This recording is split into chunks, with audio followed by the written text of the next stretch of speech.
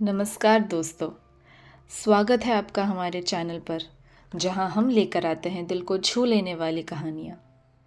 आज हम आपके लिए लेकर आए हैं दुर्जोय दत्ता की मशहूर novel the boy who loved का ऑडियो बुक एक्सपीरियंस।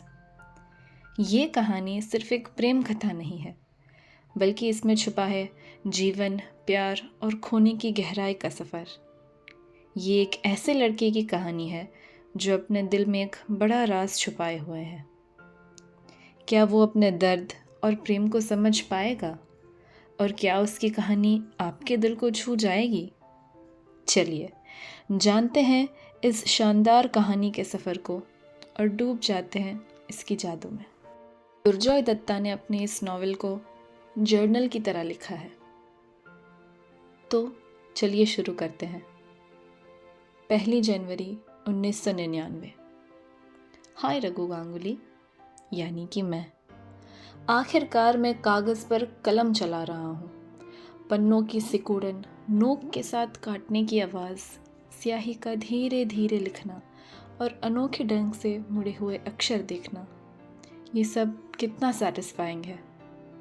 मुझे यकीन नहीं है कि क्या खुद से एक मानसिक रोगी की तरह जर्नल लिखना वही जवाब है जो मैं ढूंढ रहा हूँ। लेकिन मुझे कोशिश तो करनी ही होगी। बहुत दिनों से मेरे सर में चक्कर आ रहे हैं। 2 सालों से जो सुसाइडल थॉट्स मेरे जीवन में चल रही है, उससे काफ़ी दिनों में मैं मरने के तरीके की तलाश करता हूँ। मेरे घर के आसपास की सबसे ऊंची बिल्डिंग, किचन में सबसे तेज़ चाकू, नज़दीकी रेलवे स्टेशन, एक केमिस्ट की शॉप जो बिना सवाल किए किसी 16 साल के बच्चे को भी नींद की गोलियां दे दे, या तो फिर चूहे का जहर। और कुछ दिनों में मैं बस ये चाहता हूँ कि माँ बाबा मुझे मैथ्स की एग्ज़ाम में अच्छे मार्क्स ना लाने के लिए डांटे। दादा को बताऊँ कि मैं आईआईटी स्कोर कैसे आगे ले जाऊँगा, या तो बनिए की दुकान से पैसे बदलना भूल जाऊँ तो उस पर मेरा मजाक उड़ाया जाए। मैं रघु हूँ और मैं खुद से और मेरे आसपास के सभी लोगों से पिछले 2 सालों से झूठ बोल रहा हूँ। 2 साल हो गए जब मेरे 4 साल के सबसे अच्छे दोस्त की मौत हो गई, जिसकी दोस्ती मैं समझता था कि हम दोनों के गुजरने के बाद भी हमेशा हमेशा के लिए ज़िंदा रहेगी। लेकिन जैसा कि मैंने समझा, कुछ भी हमेशा के लिए नहीं रहता। अब दूसरों से झूठ बोलना ठीक है, हर कोई ऐसा करता है, और यही एडवाइजेबल भी है ना। इस क्रूर क्रूर दुनिया में जीने के लिए और क्या तरीका है। लेकिन खुद से झूठ बोलना, वो चीज़ डिफ़िकल्ट है, वो आपको बदल देगा। और इसीलिए मैंने इस महीने की 1 तारीख को एक जर्नल लिखने का रिजोल्यूशन लिया। नए साल की शुरुआत के साथ इस सदी का आखिरी साल, मुझे ये स्वीकार करना होगा कि मैं कुछ समय से टोल मटोल कर रहा था, और ये बिना कारण नहीं है। इस घर में चीज़ें छुपाना कठिन है, क्योंकि माँ की नाक इतनी तेज़ है कि वो कभी भी किसी भी चीज़ को सूंघ लेती है जो दादा बाबा या मैंने उनसे छुपाने की कोशिश की हो। अगर मैं उन बच्चों में से होता जो महलों जैसे घरों में रहते, जिनमें सीढ़ियाँ और ड्राइववे होते, तो मेरे पास इस जर्नल को छुपाने के लिए बहुत जगह होती। लेकिन क्योंकि मैं ऐसा नहीं हूँ, इसी पुराने टोस्टर, बेकार सिंगर सिलाई मशीन और खाली सूटकेस के पीछे की अटारी में रखना पड़ेगा। तो रघु, चलिए अब खुद से झूठ ना बोले, ठीक है? सच कहे, ठंडा कठोर सच, और कुछ नहीं। और देखे कि क्या ये हमें अंधेरे से बचने में मदद करता है। अगर ये काम नहीं करता और मैं हार जाता हूँ, तो इस जीवन से बाहर निकलना मुश्किल नहीं है। सिर्फ छत से 7 मंजिल नीचे गिरना, कलाई काटना, रेलवे ट्रैक पर फिसलना, गोलियां निकलना या चूहों का जहर की गलती से खो जाना जितना दूर है। लेकिन चलिए अच्छा सोचने की कोशिश करते हैं। दुर्गा दुर्गा। अब वो लिखते हैं 12 जनवरी 1999 को। आज मेरा नए स्कूल में पहला दिन था। सिर्फ 10वीं कक्षा के बोर्ड एग्ज़ाम्स शुरू होने से 2 महीने पहले माँ बाबा ने मेरे दोस्त के इस दुनिया में ना होने की वजह से मेरे इस सबसे अहम साल में, जिसे किसी भी स्टूडेंट के एकेडमिक लाइफ का सबसे इम्पोर्टेंट साल माना जाता है, मेरा स्कूल बदल करवा दिया था कि मेरे जीवन में दोस्तों की कमी मेरे स्कूल की प्रॉब्लम है और इसका मेरे दोस्त के रहस्यमय तरीके से मरने से कोई लेना देना नहीं है।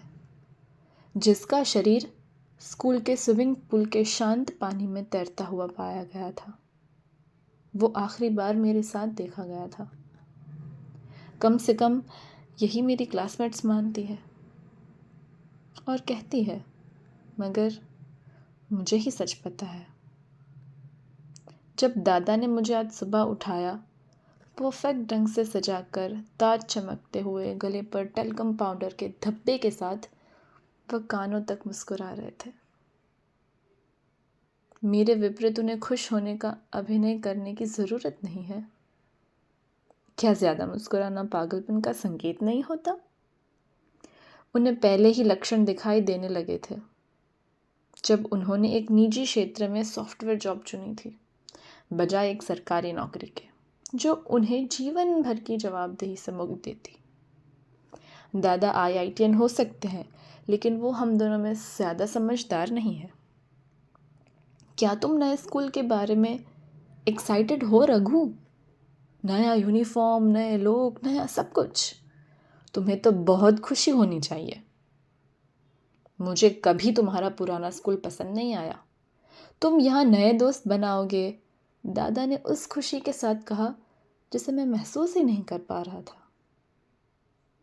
बिल्कुल, अगर वो मुझे मौत की बदबू ना सूंघ ले। ओह, बंद कर दो। क्या हुआ? 2 साल से ज़्यादा हो गए हैं। तुम्हें पता है कि माँ बाबा कितने परेशान होते हैं, दादा ने कहा। मुझे यकीन है तुम अपना नया स्कूल बहुत पसंद करोगे और नाश्ते की मेज़ पर समी का नाम मत लेना। मैं मजाक कर रहा था दादा, मुझे तो सच में खुशी हो रही है, मैंने उनका हंसना नकल करते हुए कहा। दादा इन झूठों को आसानी से मान लेते हैं क्योंकि वो उन्हें मानना चाहते हैं। जैसे मैंने माँ बाबा पर विश्वास किया था जब उन्होंने एक बार कहा था, हमें समी बहुत पसंद था, वो बहुत अच्छा लड़का था। समी, वो मर चुका लड़का, माँ बाबा को कभी पसंद नहीं था। बाबा के लिए इतना ही काफ़ी था कि उसके माता पिता ने उसे मुसलमान नाम दिया। माँ के पास और भी बहुत चिंता थी, जैसे कि कमज़ोर एजुकेशन, उसके बैग में सिगरेट पकड़ी गई थी और समी के भाई का स्कूल ड्रॉप आउट होना।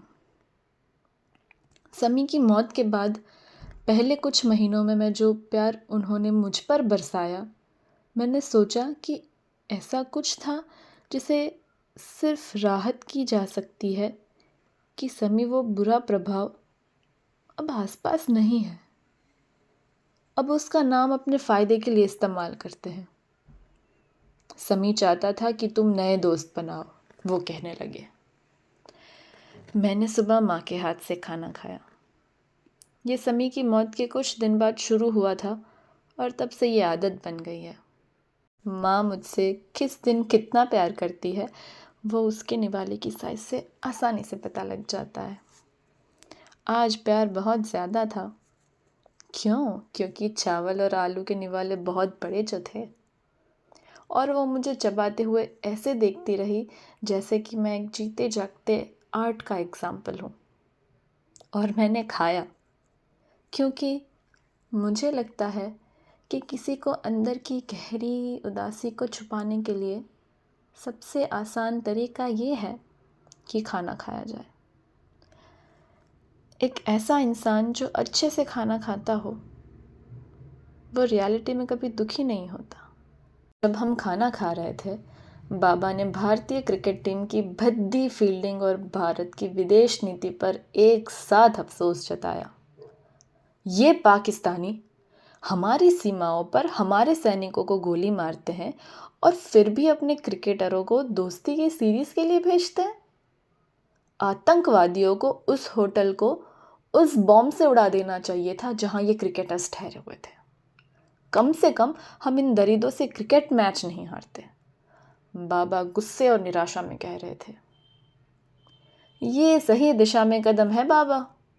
अगर तुम्हें उनसे समस्या है तो मैं तुम्हें याद दिला दूं कि हमारे कप्तान भी मुस्लिम हैं, दादा ने कहा।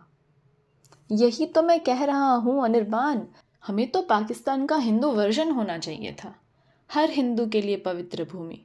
और देखो हम अब क्या बन गए, सेक्युलर।